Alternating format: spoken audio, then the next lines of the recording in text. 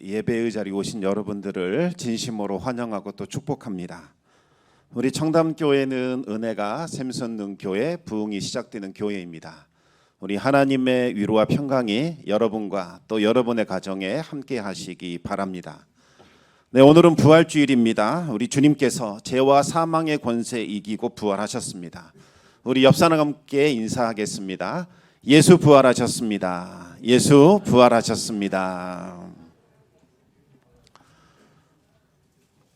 네, 우리 예수님의 부활은 온 인류의 수건인 이 죄와 사망의 권세를 깨뜨리셨고 또 사단의 권세를 완전히 박멸시킨 위대한 승리의 사건입니다.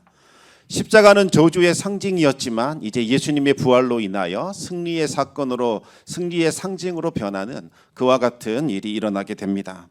우리 주님께서는 대략 6시간 동안 십자가에 매달리셨습니다. 오전 9시에 십자가에 못 박히셔서 오후 3시에 십자가에서 운명하셨습니다.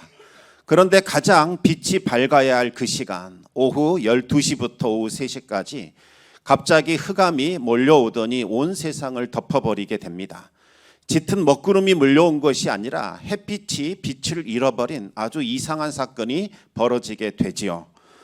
짙은 먹구름이 아닌 이 빛이 잃어버린, 다시 말하면 어둠이 빛을 삼켜버린 아주 특이한 현상이 일어나게 되었습니다. 그 순간 십자가에 달리신 우리 주님께서 이렇게 탄식하셨습니다. 엘리 엘리 라마 사박다니, 나의 하나님 어찌하여 나를 버리셨나이까. 온 인류의 죄가 이제 십자가에 달리신 예수님께 다 전가가 되었습니다. 그리하여 거룩하신 예수님께서는 완전히 죄 덩어리, 죄의 근원이 되는 그러한 일들이 일어나게 되지요. 하나님과의 교제가 완전히 끊어지게 되었고 이제 예수님은 하나님께 버림받게 되었습니다. 예수님께서는 흑암 가운데 던져지게 되었고 이제 하나님의 맹렬한 진노와 저주가 우리 주님께 임하게 됩니다. 그리하여 예수님은 그 고통과 아픔을 참지 못하시고 하늘을 향하여 외치며 호소하신 겁니다. 사망과 어둠의 권세는 하나님의 아들 예수 그리스도를 완전히 삼켜버렸습니다. 예수님은 다 이루었다라는 말과 함께 이제 운명하셨습니다. 예수님께서 십자가에 온 인류의 죄를 뒤집어 쓰고 운명하시자 사단의 세력들은 기뻐하며 축제를 벌이기 시작을 합니다. 사망과 어둠의 권세가 이제 빛과 생명이신 하나님의 아들 예수를 삼켰다. 그들은 자축했습니다. 온 인류의 구원자가 죽었으니 이제 더 이상 세상에는 희망도 없고 빛도 없고 즐거움도 없고 아무 소망도 없다. 그렇게 기뻐했던 거지요. 하지만 사망과 이 어둠의 권세가 예수님을 삼킨 것은 너무나도 어리석고 미련하고 치명적인 실수가 됩니다. 예전에 제가 이 개걸스럽고 아주 탐욕스러운 비단뱀 한 마리를 TV에서 본 적이 있습니다. 비단뱀은 아주 겁이 없습니다. 뭐든지 입에 넣고 삼키는 습성이 있습니다. 2m 길이의 이 비단뱀이 1m 정도 되는 악어를 완전히 삼켰는데 악어의 그 발톱과 날카로운 가죽 때문에 비단뱀의 배가 터져 죽었습니다. 사망과 어둠의 권세가 빛과 생명이신 예수님을 삼킬 수는 있을지 모르지만 절대로 소화시킬 수는 없었던 거지요. 악어가 비단뱀의 배를 터뜨린 것처럼 빛과 생명이신 예수님은 사망과 어둠을 터뜨리셨고 그 자체를 완전히 소멸시키셨습니다. 사탄은 절대로 탐하지 말아야 할 것을 탐해버린 겁니다.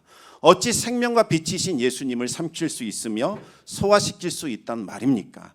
사탄이 치명적인 실수를 저질렀다는 것을 보여주는 두 가지 사건이 예수님께서 십자가에 운명하셨을 때에 일어나게 됩니다. 첫 번째는 성소의 휘장이 찢어진 거지요. 특별 새벽 예배 때 말씀드렸지만 이 성소의 휘장이라는 것은 하나님의 임재가 있는 지성소, 여기에 함부로 들어가지 말라고 막아놓은 두꺼운 차단막입니다. 이곳은 이 죄를 가진 사람이 이곳에 들어가게 되면 그 하나님의 영광의 빛에 노출되어 죽게 됩니다. 마치 세균이 자외선 빛에 노출이 되면 죽는 것과 같은 이치입니다. 그런데 예수님께서 십자가에 죽으셨을 때에 그 휘장이 찢어지게 된 겁니다.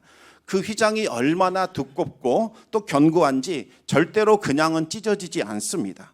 세 겹의 줄로 두껍게 휘장을 짜놓았기 때문에 두께만 해도 한 이 정도, 한 10cm 이상이 된다고 하지요. 황소 4마리가 잡아당겨도 찢어지지 않는다고 합니다. 이 휘장을 교체할 때이면 300명이 달려들어야 비로소 휘장을 교체할 수 있다고 합니다. 그 휘장이 바로 찢어진 겁니다. 그런데 찢어진 방향도 특이합니다. 밑에서부터 찢었다면 아래에서 위로 찢겨야 할 텐데 그 휘장은 위에서부터 아래로 찢어진 겁니다. 하나님께서 그 휘장을 손으로 잡고 찢어버리신 겁니다. 이제 더 이상 하나님께로 오는 걸림막이 사라졌다는 거죠. 누구든지 하나님께 나오기를 원한다면 예수의 피를 힘입어 이제 휘장이 있는 그 사이를 뚫고 하나님께로 나올 수 있게 되었다는 것을 뜻하는 겁니다. 예수님의 죽으심으로 인하여 모든 죄가 씻어졌기 때문에 더 이상 하나님께서 죄를 묻지 않으시겠다는 선언입니다. 누구든지 필요한 것이 있으면 이제부터는 예수 그리스도의 이름으로 하나님 앞에 나아가 기도하여 하나님께로부터 필요한 것을 우리는 얻어낼 수 있게 되었습니다. 하나님께서는 꾸짖지 아니하시고 모든 필요한 것들을 채워주십니다. 두 번째는 예수님께서 운명하실 때에 죽은 사람들이 무덤을 열고 살아나는 일들이 일어났습니다. 예수님께서 죽으셨을 때에 큰 지진이 일어나더니 무덤 문이 열리기 시작을 했습니다. 그러면서 장사 지냈던 죽은 사람들이 살아나왔습니다. 이것은 지어낸 이야기가 아니라 기록되어 있는 실제 이야기들입니다. 사망과 어둠의 권세가 예수님을 삼킨 것, 이것은 정말 잘못된 것임을 보여주는 사건입니다. 사망과 어둠의 권세가 예수님을 삼킴으로써 이제 그들의 배가 뚫리고 있는 중이라는 것을 보여주는 거지요. 이제 예수님은 사망과 어둠의 권세를 이기시고 다시 살아날 것입니다. 무덤 문을 활짝 여시고 새로운 모습으로 부활하실 겁니다. 그러면 예수님을 믿고 따르는 자들도 사망과 어둠의 권세를 이기고 예수님처럼 부활하게 됩니다. 마침내 그 사건이 일어나게 되지요. 바로 부활 주일 새벽에 무덤 문을 여시고 우리 주님께서 부활하신 겁니다. 그날에 있었던 일들을 자세하게 말씀을 드리겠습니다. 예수님의 시신은 아리마대 요셉이 자신이 사용하려고 미리 파놓은 이 동굴 무덤 속에 안치가 되어 있었습니다. 들짐승들이 그 시신을 훼손하지 못하도록 돌을 굴려서 그 입구를 막아놓은 상태입니다. 경사가 졌기 때문에 돌을 막아놓으면 다시 열기는 쉽지 않은 일입니다. 예수님을 십자가에 못 박으라고 주도했던 사람들은 로마 총독에게 병사를 보내서 이 무덤을 지켜달라고 요청을 했습니다. 왜냐하면 십자가에서 죽으셨을 때 일어났던 일들이 너무나도 불길했기 때문이지요. 예수님께서 십자가에 달리셨던 그 한낮 정오 12시에 온 세상을 뒤덮는 흑암이 나타난 겁니다. 해가 빛을 잃고 그와 같이 어둠이 됐다는 것, 이것만으로도 참 불길하지요. 하지만 곧바로 성소의 휘장이 위에서 아래로부터 찢겨져 내렸고 무덤이 열리면서 수많은 사람들이 살아난 겁니다. 뭔가 지금 일이 잘못되고 있다는 것을 직감하게 되었습니다. 예수님은 이미 제자들에게 수차례에 걸쳐서 나는 십자가에 죽게 될 것이다. 그러나 반드시 다시 살아날 것이다. 나는 부활이요 생명이니 사망과 어둠의 권세가 나를 이기지 못할 것이요 내가 다시 살아나리라. 너는 염려하지 말라. 그렇게 수차례에 걸쳐서 말씀하셨습니다. 예수님을 십자가에 못 박았던 자들은 그 말씀이 이루어질까 봐 그것이 두려웠던 겁니다. 하지만 그들은 정말로 예수님이 부활할 것이다 그렇게 생각하지는 않았습니다. 예수님의 제자들이 몰래 시신을 훔쳐낸 후에 빈 무덤을 보여주면서 봐라, 예수님 여기 계시지 않지 않느냐, 예수님 살아나셨다, 이렇게 쇼를 벌릴 것이라고 생각했던 겁니다. 그러면 조금 어리숙한 사람들이 그 말을 곧이곧대로 받아들이면서 정말 예수님이 부활하셨구나 그렇게 믿을까 봐 그게 두려웠던 겁니다. 너희들은 왜 하나님의 아들을 십자가에 달려 죽게 했느냐 따져 물을까 봐 그것이 염려되었던 거지요. 그래서 로마 총독에게 부탁을 해서 병사들을 보내어 이 무덤 문 좀 지켜달라 그렇게 요청을 했던 겁니다. 그날 몇 명의 여인들이 예수님의 시신에 향신료를 발라드리려고 새벽부터 예수님의 무덤을 향하여 찾아갔습니다. 그런데 해 뜨기 전에 큰 지진이 일어나게 됩니다. 그리고 하늘에서 두 천사가 내려와 돌을 굴리더니 그 위에 앉게 됩니다. 천사들의 몸에서 환하고 밝은 빛이 나타났는데 마치 번개가 팍 칠 때에 나타나는 것과 같은 이 광채가 그들 몸에서 나타났습니다. 무덤을 지키고 있던 로마 병정들은 지진이 일어나면서 하늘에게 천사가 내려와 돌을 굴리는 모습을 보자 무서워 떨게 됩니다. 여기서 떨었다는 말은 공포와 전율로 온몸이 떨리는 것을 말하지요. 우리가 사자나 호랑이 앞에 서면 아무것도 하지 못하고 얼어붙게 됩니다. 죄인이 거룩한 그 존재, 영광의 관체를 발휘하는 천사 앞에 서게 되자 온몸이 덜덜 떨리는 두려움과 공포를 느끼게 된 겁니다. 그러더니 그들은 죽은 사람처럼 실신해 버립니다. 그리고 얼마 후에 정신을 차리더니 이 일을 보고하고자 도망쳐 버렸습니다. 여인들이 도착해 보니 무덤을 지키는 병사들은 없고 또 무덤 문이 활짝 열려 있는 상태였습니다. 여인들은 깜짝 놀랐습니다. 어찌된 영문인지를 알지 못했습니다. 평소에 이 여인들을 대표하고 있었던 막달라 마리아가 여기 좀 남아있으라 한 후에 제자들에게 이 사실을 알리러 뛰어가게 됩니다. 그때 천사가 무덤에 남아있는 이 여인들에게 예수님께서 부활하셨다 이 사실을 알려줍니다. 그러면서 빨리 제자들에게 가서 예수님을 다시 만나러 갈릴리로 가라 그렇게 지시하게 됩니다. 여인들은 자신들이 보고 들은 바를 제자들에게 알려줬습니다. 하지만 제자들은 말도 안 된다 그렇게 생각하면서 여인들의 말을 듣지 않았습니다. 이 여인들이 헛것을 봤구나 그렇게 생각을 한 거지요. 베드로와 요한은 행여 무슨 일이 일어난 것이 아닐까 싶어서 그 무덤을 달려갔습니다. 그리고 무덤이 비어 있다는 것까지 확인했습니다. 그제야 여인들의 말이 거짓말이 아니구나, 헛것이 아니구나 라는 것을 깨닫게 됩니다. 하지만 어찌된 영문인지는 도저히 이해할 수 없었습니다. 예수님께서 죽은 자 가운데 살아나셨을 것이라는 그 사실은 도저히 믿을 수가 없었던 겁니다. 그저 누가 시신을 훔쳐간 것이 아닐까 그렇게만 생각을 하게 됩니다. 어찌된 일인가 영문을 모르겠다 하면서 다시 자기 처소로 돌아오게 됩니다. 하지만 막달라 마리아는 포기할 수가 없었습니다. 무덤 밖에 서서 울었습니다. 누가 시신을 가져간 것일까 생각하며 울어댔습니다. 시신을 가져갔다면 제발 위치라도 알려줬으면 좋겠다.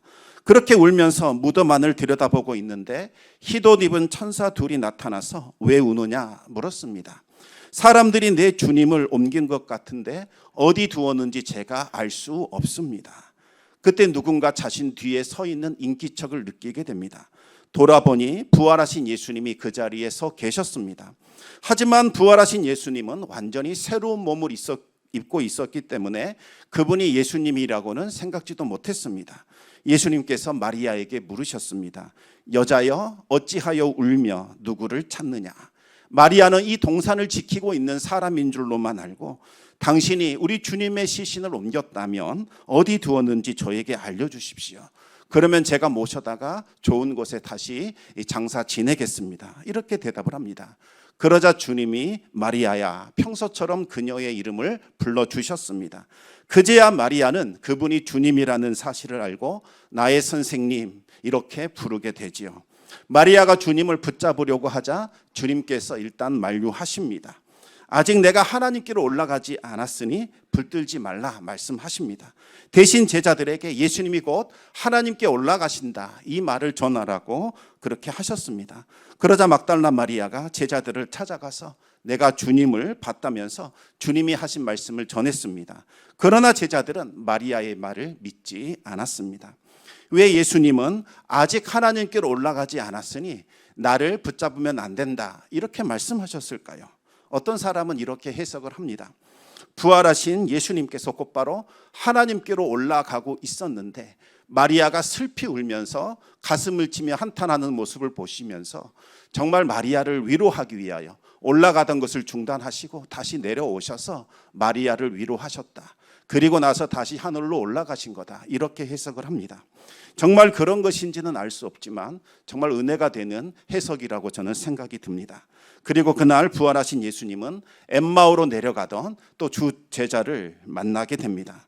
예수님의 부활을 본 두 제자는 기쁨과 감격에 벅차서 제자들을 찾아가 주님이 부활하셨다는 사실을 알려줬습니다. 하지만 11명의 제자들은 주님의 부활을 믿지 않았습니다. 막달라 마리아가 부활의 기쁜 소식을 전해도 헛소리한다고 생각을 하더니 두 제자가 부활의 주님을 만났다고 해도 도무지 믿지 않았던 거지요. 3년이나 함께 지냈던 이 제자들이 부활의 소식을 전해줘도 믿지 않자 예수님은 마음이 상하셨습니다. 두 번에 걸쳐서 부활에 대한 증언을 해주셨는데도 믿지 않자 이번에는 예수님께서 직접 제자들에게 나타나셨습니다. 원래 구약 성경에서 숫자 2는 증인의 숫자라고 불립니다. 법정에서 두 사람이 같은 증언을 하면 이것은 진실한 것으로 받아들였습니다. 제자들은 벌써 두 번에 걸쳐서 부활의 기쁜 소식을 들었습니다. 그러면 부활했다는 것을 그들은 인정하고 받아들여야 하지요. 더군다나 주님은 이미 다시 살아날 것이라고 수차례에 걸쳐서 제자들에게 말씀하신 바 있었습니다. 예수님은 제자들의 믿음 없는 것과 그 마음이 완악한 것을 꾸짖으셨습니다. 여태까지 주님께서 이렇게 꾸짖으신 적은 없었습니다. 믿음이 없다는 것은 믿음이 전혀 없다는 말이 아니라 믿음이 너무나 약하다는 것을 말합니다. 마음이 완악하다는 것은 확실한 증거를 보여줬음에도 불구하고 마음이 꼬부라져서 그것을 받아들이지 않는 것, 그것을 말하는 겁니다. 확실한 증거 앞에서도 순종하지 않고 믿기를 거부하는 그와 같은 완고한 마음, 그와 같은 마음이 제자들의 상태였습니다. 예수님이 3년간 제자들과 함께 하시면서 얼마나 많은 기적을 보여주셨습니까? 얼마나 많은 말씀을 가르치셨고 얼마나 많은 애정을 그들에게 쏟아 부으셨습니까? 그에 비하면 지금 제자들의 영적 상태는 너무나도 형편없는 수준입니다. 비록 주님은 꾸짖고 책망하셨지만 다시 한번 기회를 주셨습니다. 부활하신 그 모습을 직접 제자들에게 보여주시면서 그들의 믿음을 회복시켜 주셨고 그들에게 부활의 증인이 되라는 사명까지 주시게 됩니다. 그런데 여러분, 왜 주님은 부활의 모습을 가장 먼저 제자들에게 보여주지 않으셨을까요? 우리가 두 가지를 생각해 볼 수 있겠습니다. 첫 번째는 제자들은 예수님의 사랑을 그렇게 나타내지 못했습니다. 예수님은 나를 사랑하는 자가 내 아버지께 사랑받을 것이요 나도 그를 사랑하여 그에게 나를 나타내 주리라 이렇게 말씀하셨습니다.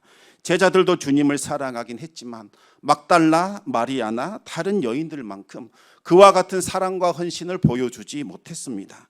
엠마오 마을로 가던 두 제자들 역시 예루살렘에 머물면서 주님의 십자가로 인하여 슬퍼하며 마음 아파하고 있었습니다. 그러나 어찌된 일인지 예수님의 11 제자들은 예수님이 십자가에 달리던 그날 예루살렘을 떠나 다 도망쳐 버렸고 숨어 버렸습니다. 심지어 예수님 부활하셨다라는 소식을 들었지만 그들은 문을 잠그고 숨어 버립니다. 예수님의 제자라는 사실이 알려지게 될까 봐 두려워 떨었던 겁니다. 이 모습은 여인들이 보여준 모습과는 너무나도 다른 모습이죠. 두 번째로 생각해 볼 것은 복음을 전파하는 일은 쉽지 않다는 것을 보여줍니다. 부활의 소식을 들었지만 11명의 제자들조차 예수님의 부활을 받아들이지 못했습니다. 3년간 제자들과 함께하면서 수많은 기적을 보여주셨고 말씀도 가르치셨고 많은 애정을 쏟았는데도 그들은 믿지 않았습니다. 그렇다면 다른 사람들은 오죽하겠습니까? 여러분, 우리가 복음을 힘써 전한다 할지라도 사람들이 쉽게 받아들일 것이다 생각하는 것은 금물입니다. 부활의 신앙을 갖는다는 것은 더욱더 힘들고 어려운 일입니다. 여러분, 이 사실은 우리에게 많은 것을 알려주죠. 사람들은 직접 보고 듣고 느끼고 체험할 때까지는 믿으려고 하지 않을 겁니다. 특히 복음은 더욱더 그렇습니다. 단순히 좋은 말을 하고 우리가 호의를 베푼다고 해서 그것만으로 사람을 회개시킬 수 있거나 변화시킬 수는 없다는 겁니다. 제자들이 부활의 주님을 만난 것과 같은 그 체험, 그 강력한 체험이 있어야만 비로소 주님의 부활을 믿게 될 것이요 부활의 증인으로 살아가게 될 겁니다. 그럼 어떻게 해야 우리는 십자가, 이 부활의 복음을 전파할 수 있을까요? 다른 것 없습니다. 내 자신이 부활의 증인으로 살아가면 됩니다. 단순히 예수님의 부활을 내가 경험했다, 내 삶에서 일어났다, 이것을 알려주는 수준으로는 부족합니다. 내 삶에서 끊임없이 부활이 일어나고 있는 이 현장을 보여줘야만 다른 사람들이 그것을 보고 하나님 살아계심을 믿게 된다는 이야기입니다. 그러면 우리가 보여줘야 할 이 부활의 모습, 그것은 무엇일까요? 여러분, 부활이 무엇입니까? 바로 사망과 어둠을 물리치는 것, 빛과 생명을 드러내주는 것, 이것이 바로 부활이지 않습니까? 우리가 삶의 자리에서 예수 그리스도의 부활 생명과 부활의 빛을 드러내는 겁니다. 삶의 자리에 각각 찾아오는, 시시각각 찾아오는 그 빛과 생명을 삼키려고 하는 모든 사망과 어둠의 권세들, 그들을 이기고 승리하는 부활 생명을 보여줄 때에 비로소 우리는 부활의 증인으로 살아가는 거죠. 예수님은 구체적으로 4가지를 말씀하셨습니다. 귀신을 쫓아내고, 새 방언을 말하고, 독을 마셔도 해를 받지 않고, 병든 사람에게 손을 얹어 낫게 하는 것 보여주라고 하셨습니다.